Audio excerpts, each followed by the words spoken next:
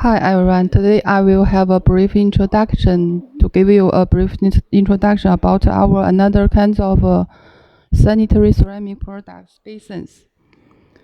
You may see this is our products basins in a series. It's LV 600 series. The difference for this series is the wide of the basins. They are the same, but the length of the basins is different from the small length to the bigger and the biggest length. And they are all the same width, 500 millimeter.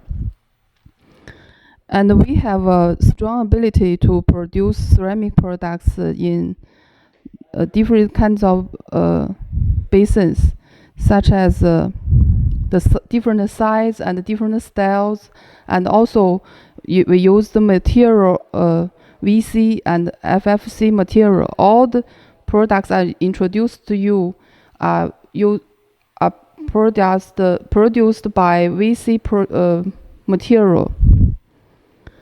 We can customize the specification according to the customer's requirement, such as the hole size.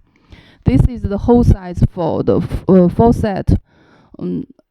This one is for the overflow hole, and this hole in the sink is for the sewer drainage hole.